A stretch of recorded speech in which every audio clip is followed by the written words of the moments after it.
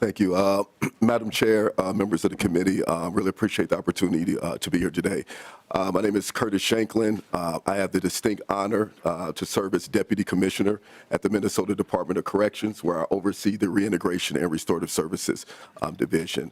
Again, I appreciate y'all's time. I want to say a personal thank you to Representative Feist for bringing this bill forward, along with all the other courageous work that I know she is doing within the juvenile space.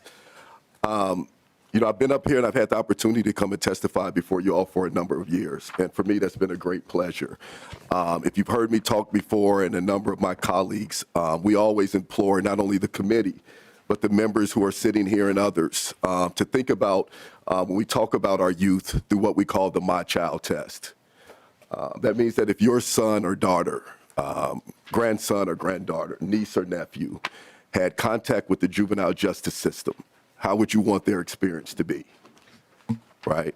And before I kind of talk about the risk assessment instrument, which has been vital, particularly to juvenile justice reform here in Minnesota, I'd like to provide some context. I believe our law enforcement partners, the women and men who put on that uniform and that badge, are courageous. It is a noble profession. And there's a history within my lineage that speaks to that. And despite sometimes their courageous efforts, the data will show we do have glaring inconsistencies across the state.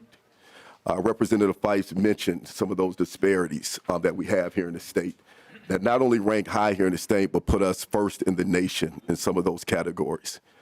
We can do better. I think it is incumbent upon us to do better. Here in Minnesota, we talk about and we hear narratives around our youth. I myself am an African-American black man. We are not a monolithic group or community, right? On any given year, 70 to 75% of the youth who come into contact with the justice system come into contact for what we consider our Part 2 offenses. Those are our lesser persons or property crimes. The vast majority of our youth are not engaging in what we consider our Part 1 offenses.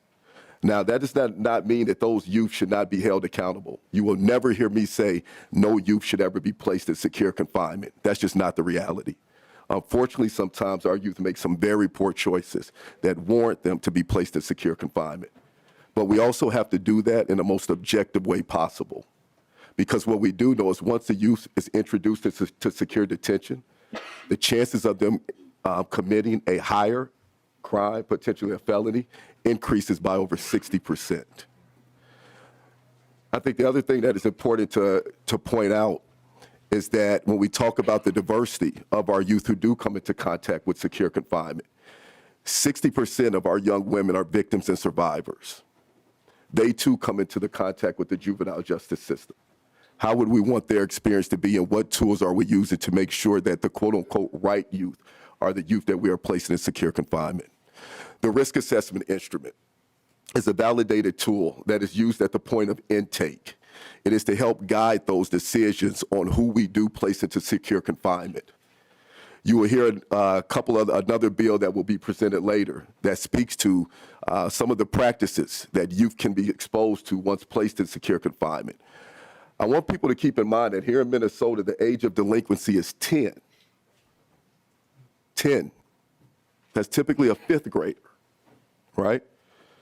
So we're talking about people as young as 10 years old being placed in secure confinement. We should keep that in mind. Again, when you think about your daughter or your son who could potentially be 10 years old and can be placed in secure confinement, right? Minnesota went on this reform track, particularly with JDAI, the Juvenile Detention Alternative Initiative, over 20 years ago.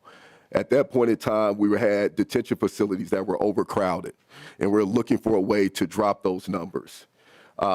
With the work of the Annie Casey Foundation, Minnesota adopted the JDAI model. We were able to decrease our detention facilities by over 80% at its highest point.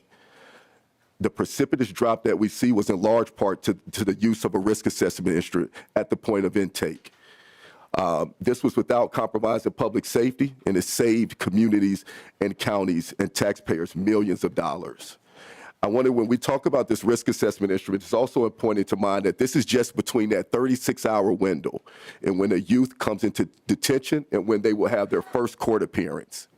It is an objective tool that helps take into consideration a couple of factors: their level of offense, pending and prior history, aggravating and mitigating factors. At that point in time, the person at the detention facility has the opportunity then to use that tool to help guide their decisions on who they will take into secure detention. I think the other thing that is important to understand is when we talk about our detention facilities, who really have the option to let into their facilities who they so choose. There have been a number of instances where detention facilities have refused to accept youth into their facilities. So you get our courageous law enforcement partners sitting in the car with the youth that they feel might be a threat to public safety, only to find that a detention center will not accept them or take them in. At times they will say that is because of overcrowding and other things. That is important because it's important for us then to make sure that we're objectively placing youth in secure confinement. So then when our law enforcement partners need that bed or when they need a place to place this youth, that they have access to that. The last thing that I would just say is when we talk about, our youth and our kids, whether we're talking about here in the metro, or we're talking about greater Minnesota, we're talking about across our 87 counties.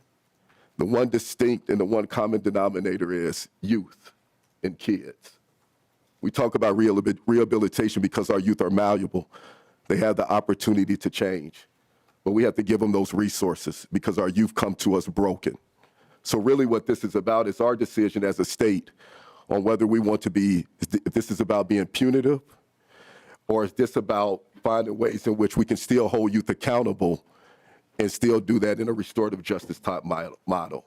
Again, I appreciate you all's time today. A sincere thank you to Representative Feist, and I will yield for any questions that members of the community might have.